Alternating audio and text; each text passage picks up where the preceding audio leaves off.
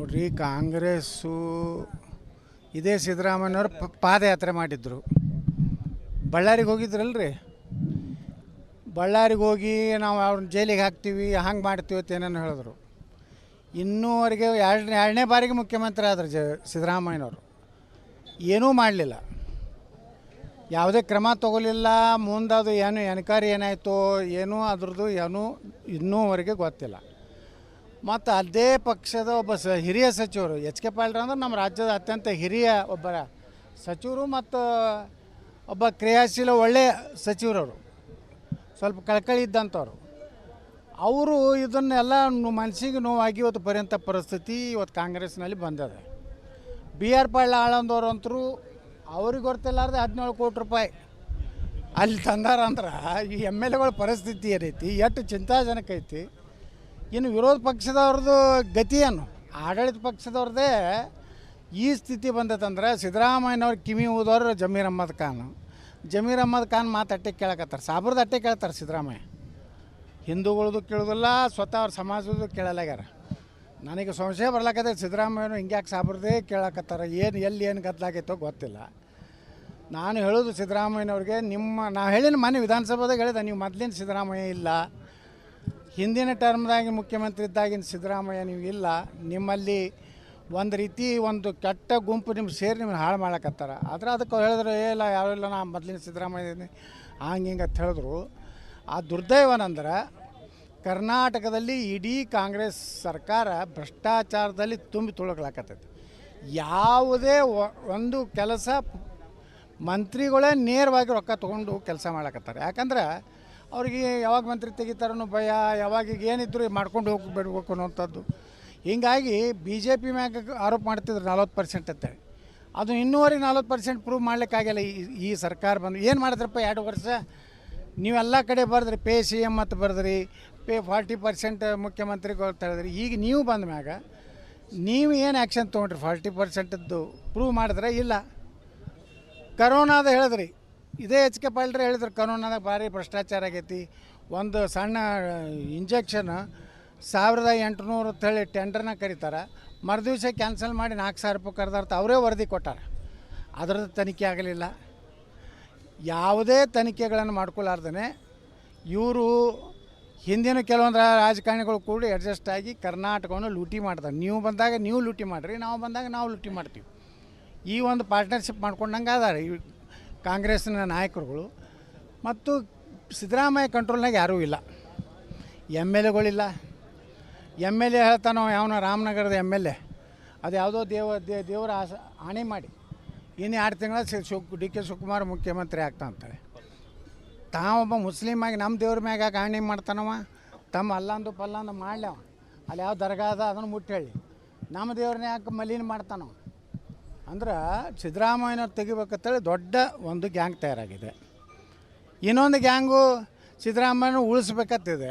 ಇವರು ಇಬ್ಬರು ಜಗಳಾಡಕತ್ತಾರ ಹೊರತು ಅಭಿವೃದ್ಧಿ ಅಂತ ಏನೂ ಇಲ್ಲ. ಬರೀ ಗ್ಯಾರಂಟಿ ಬಿಟ್ಟರೆ ಏನು ಡೆವಲಪ್ಮೆಂಟ್ ನಡೆದೈತೆ ಹೇಳ್ರಿ ಕರ್ನಾಟಕ. ಸಿದ್ದರಾಮಯ್ಯ ಅವ್ರನ್ನ ತೆಗಿಲಿಕ್ಕೆ ಅವರು ಮುಜುಗರ ಒಳಪಡಿಸ್ಲಿಕ್ಕೆ ಈ ರೀತಿ ತಾವೇ ಬರೆಯೋದು, ಅವನು ಬಹಿರಂಗಪಡಿಸೋದು ಮಾಡ್ತಿದ್ದಾರೆ. 100% ರೀ ಅವ್ರದ್ದೇ ಸಂಚ ನಡೆದಿದೆ. ಸಿದ್ದರಾಮಯ್ಯನವ್ರನ್ನ ಸಂಪೂರ್ಣವಾಗಿ ಅವ್ರನ್ನ ಒಂದು ರೀತಿ ಅಪಮಾನ ಮಾಡೋದು, ಅವ್ರನ್ನ ಮಾನಸಿಕವಾಗಿ ಅವರಿಗೆ ಒಂದು ರೀತಿ ಗೊಂದಲಕ್ಕೆ ಬಿದ್ದು ಬೇಡಪ್ಪ ಸಾಕು ಅಂತೇಳಿ ರಾಜೀನಾಮೆ ಕೊಟ್ಟು ಹೋಗಲಿ ಅನ್ನೋಂಥ ಪರಿಸ್ಥಿತಿ ಇವತ್ತು ಕಾಂಗ್ರೆಸ್ನಲ್ಲಿ ನಡೆದಿದೆ. ಮತ್ತು ಸಿದ್ದರಾಮಯ್ಯನವರಿಗೆ ಟೀಕೆ ಮಾಡುವಂಥದ್ದು ಕಾಂಗ್ರೆಸ್ನಲ್ಲಿ ಹೆಚ್ಚಾಗಿದೆ.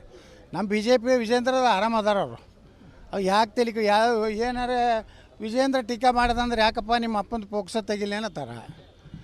ಯಾಕೋ ವಿಜೇಂದ್ರ ಭಾಳ ಹಾರಾಡ್ಲಾಕತ್ತೀನಿ, ನಿಮ್ಮ ಅಪ್ಪನ ನಕಲಿ ಸೈ ಮಾಡಿ ತೆಗಿತೀನತ್ತಾರೆ. ಇಲ್ಲ ಸರ್, ಸುಮ್ಮನೆ ಮಾಡಬೇಕಾಗ್ತದೆ ಸರ್. ಹೈಕಮಾಂಡ್ ಮೊನ್ನೆ ಅಮಿತ್ ಶಾಜಿಯವ್ರು ಬಂದು ಭಾಳ ಬೈದಾರ ಸರ್, ನೀನು ಅಯೋಗ್ಯದಿ, ನಾಲಾಯಕದಿ.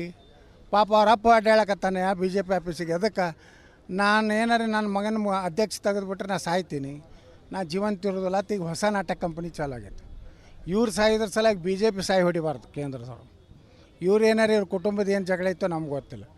ಅಂದ್ರೆ ಕರ್ನಾಟಕದಲ್ಲಿ ಅರಾಜಕತೆ ನಿರ್ಮಾಣ ಆಗಿದೆ. ಇವತ್ತು ಸರ್ಕಾರ ಸರಿ ನಡೀತಾ ಇಲ್ಲ, ವಿರೋಧ ಪಕ್ಷ ತನ್ನ ಜವಾಬ್ದಾರಿ ಕೆಲಸ ಮಾಡ್ತಾಯಿಲ್ಲ. ಸರಿಯಾಗಿ ಇಷ್ಟೆಲ್ಲ ಪ್ರೂಫ್ ಸಿಗ್ಲಾಕತ್ತಾವ್ರಿ. ಇಷ್ಟೆಲ್ಲ ಅನಾಹುತ ಕರ್ನಾಟಕದಲ್ಲಿ ನೋಡಿದ್ರು ವಿರೋಧ ಪಕ್ಷ ಏನು ಮಾಡಾಕತ್ತದ? ಒಂದು ಸ್ಟೇಟ್ಮೆಂಟ್ ಮಾಡೋದು, ಒಂದು 10 ಮಂದಿ ಕೂಡಿ ಒಂದು ಡಿ ಸಿಗೊಂದು ಮನವಿ ಕೊಡೋದು, ಮನ್ಯಾಗ ಬಂದು ಊಟ ಮಾಡಿ ಮಕ್ಕೋದು. ಇಷ್ಟೇ ನಡೆದು ಮತ್ತೇನೂ ಇಲ್ಲ. ಬಿ ಜೆ ಪಿ ಒಳಗೆ ಏನು ನಡೆದ, ವಿರೋಧ ಪಕ್ಷ ಸತ್ತು ಹೋಗೈತಿ. ಯಾಕಂದ್ರೆ ಇಷ್ಟೆಲ್ಲ ಹಗರಣಗಳಾದ್ರೂ ಏನೂ ಆವಾಜಿಲ್ಲ. ಮತ್ತು ಇಷ್ಟೆಲ್ಲ ಇದ್ರೂ ಕೂಡ ವಿಜೇಂದ್ರವ್ರನ್ನ ಮುಂದುವರಿಸ್ತಾರೆ ಅನ್ನೋಂಥ ಮಾತುಗಳಿಗೆ ಕೇಳ್ಬರ್ತಾರೆ. ಮತ್ತು ನಾವು ಆತ್ಮಹತ್ಯೆನೇ ಮಾಡ್ಕೊಳಕ್ಕೆ ತಯಾರಾಗಿ ಒಂದು ನಾವೇನು ಮಾಡ್ಲಿಕ್ಕೆ ಹೋಗ್ತೈತೆ. ನಾವಿಲ್ಲಪ್ಪ, ನಾವು ವಿಜೇಂದ್ರ ಕೈ ಕೊಟ್ಟು ಬಿ ಜೆ ಪಿ ಮುಗಿಸೋರು ಇದೀವಿ ಅಂದ್ರೆ ನಾವೇನು ಮಾಡೋಕ್ಕಾಗೋದಿಲ್ಲ. ಒಮ್ಮೆ ಏನಾಗ್ತದೆ, ಇವನ ಕೈಗೆ ಕೊಟ್ಟು ಮುಗಿಸ್ಬೇಕಂತದ ನಿರ್ಣಯ ಮಾಡಿದ್ರಂದ್ರೆ ಇದೇನು ಹೈಕಮಾಂಡದವ್ರು ಗೊತ್ತಿಲ್ಲ ವಿಜೇಂದ್ರದ್ದು. ಅವನು ಅವನು ಸಭೆಗೆ ಎಷ್ಟು ಜನ ಸೇರ್ಲಕತ್ತಾರ, ಹೋರಾಟ ಹೆಂಗೆ ಮಾಡ್ಲಕತ್ತಾರ. ಮೊನ್ನೆ 300 ಜನ ಇಲ್ಲ ಬೆಂಗಳೂರಿನಾಗ. ಅದು 3-4 ದಿವಸ ಆದ ಮ್ಯಾಗ ಯಾವುದೂ ನಮ್ಮ ಕ್ರಿಕೆಟದಾಯ್ತಲ್ಲ ರೀ, ಅದೆಲ್ಲ ಆರಿ ಪಾಪ ಅವ್ರ ಕಣ್ಣೀರು ಸಹಿತ ಬತ್ತಿ ಹೋದು ಅವ್ರ 11 ಮಂದಿ ಕುಟುಂಬದವ್ರದ್ದು. ಅವಾಗ ಇವರು ಹೋರಾಟ ಮಾಡೋರು. ಅದು ಸಾಂಕೇತಿಕವಾಗಿ ಅಂದ್ರೆ ಸರ್ಕಾರಕ್ಕೆ ಏನೂ ಅವ್ರದ್ದು ಬಿ ಜೆ ಪಿ ಭಯನೇ ಇಲ್ಲ. ಅವ್ರು ತಮ್ಮದೇ ರಗಡೆ ಆಗೈತೆ. ಅವರು ಇವ್ರನ್ನೆಲ್ಲಿ ನೋಡ್ತಾರೆ. ಈ ಪರಿಸ್ಥಿತಿ ಕರ್ನಾಟಕದಿದೆ. ನಾ ಅದೇ ಹೇಳಿಲ್ಲ, ಮುಖ್ಯಮಂತ್ರಿ ಉಪಮುಖ್ಯಮಂತ್ರಿ ಇಬ್ಬರು ಜನರ ವಿಶ್ವಾಸ ಕಳ್ಕೊಂಡಾರ. ಆದಷ್ಟು ಬೇಗನೆ ವಿಧಾನಸಭೆ ವಿಸರ್ಜನೆ ಮಾಡಿ ಚುನಾವಣೆ ಮಾಡೋದು ಒಳ್ಳೆಯದು. ಯಾಕಂದ್ರೆ ಜನರಿಗೆ ತೊಂದರೆ ಆಗ್ಲಕ್ಕತ್ತದ. ಇವತ್ತು ನೀರಾವರಿ ಯೋಜನೆಗಳು ಯಾವುವು ಇಂಪ್ಲಿಮೆಂಟ್ ಆಗಲಿಲ್ಲ. ₹1 ಕೊಡಲಿಲ್ಲ ಈ ಬಜೆಟ್ನಾಗ. ಈಗ ಕೃಷ್ಣಾ ನದಿ ನೀರು ಉಳಿದ್ರೇ ಎಲ್ಲ ಉತ್ತರ ಕರ್ನಾಟಕ ಉದ್ಧಾರ ಆಗೋದು. ಏನೂ ಇಲ್ಲ ಬರೀ ಒಳ್ಳೆ ಮಿಳಿ ಭಾಷಣ ಏನು ಗ್ಯಾರಂಟಿ. ₹2,000 ಕೊಡ್ತೀವಿ, ಅಕ್ಕಿ ಕೊಡ್ತೀವಿ, ಫ್ರೀ ಬಸ್ ಪಾಸು, ಇದು ಬಿಟ್ಟರೆ ಏನೈತೆ ಹೇಳ್ರಿ. ಅದೂ ಎಲ್ಲಿ ಸರಿ, ಅದು ರೊಕ್ಕ ಬೇಕಲ್ರಿ. ₹65,000 ಕೋಟಿ ಬೇಕು ಒಂದು ವರ್ಷಕ್ಕೆ. ಅವರು ಅದಕ್ಕೆ ₹1,13,000 ಕೋಟಿ ಸಾಲ ತೆಗಿಲಕತ್ತಾರ. ಮೊನ್ನೆ ಬಜೆಟ್ನಾಗ ಅನುಮತಿ ತೊಗೊಂಡಾರ. 1,16,000 ಕೋಟಿ ಅಂದಾಗ ಕರ್ನಾಟಕದ ಭಾಳ ಚಿಂತಾಜನಕ ಐತಿ. ಇನ್ನು ಭಗವಂತ ನಮ್ಮ ಕೇಂದ್ರ ಹೈಕಮಾಂಡ್ ಭಾರತೀಯ ಜನತಾ ಪಾರ್ಟಿಯವರಿಗೆ ಒಂದು ರೀತಿ ಆಶೀರ್ವಾದ ಮಾಡಿ ಆದಷ್ಟು ಇಂಥ ಯೋಗ್ಯನ ತೆಗೆದು ಒಳ್ಳೆಯವ್ರನ್ನ ರಾಜ್ಯಾಧ್ಯಕ್ಷ ಮಾಡಿ, ಅಡ್ಜಸ್ಟ್ ಇಲ್ಲಾರ್ದವ್ರ ರಾಜ್ಯಾಧ್ಯಕ್ಷ ಮಾಡಿದ್ರೆ ಪಾರ್ಟಿ ಉಳಿತದೆ. ಇಲ್ಲಕಂದ್ರೆ ಪಾರ್ಟಿ ಅಯೋಧ್ಯೆ ರಾಮನೇ ಬಂದು ಇದನ್ನು ರಕ್ಷಣೆ ಮಾಡಬೇಕಟ್ಟೆ. ಯಾರು ಹಾಲು ಸಕ್ಕರೆ ಐತೋ, ಹಾಲು ಉಪ್ಪು ಐತೋ, ಬರೀ ಸ್ಟೇಜ್ ಮುಂದೆ ಮಾತಾಡ್ತಾರೆ. ಹಿಂದೆ ಇವ್ರನ್ನ ಕುಮಾರಸ್ವಾಮಿನ ಹೆಂಗೆ ಮುಗಿಸ್ಬೇಕಂತ ಒಳಗೆ ಪ್ಲ್ಯಾನ್ ಮಾಡ್ತಾರೆ. ಇದೇ ಅಪ್ಪ ಮಕ್ಕಳು, ಆ ಅಪ್ಪ ಮಕ್ಕಳು ಮುಗಿಸ್ಬೇಕಂತ. ಈ ಅಪ್ಪ ಮಕ್ಕಳು ಇದೇ ನಡೆದೈತಿ. ಅಪ್ಪ ಮಕ್ಕಳದ್ದು ಅಂದಿ ಭಾಳ ರೀ.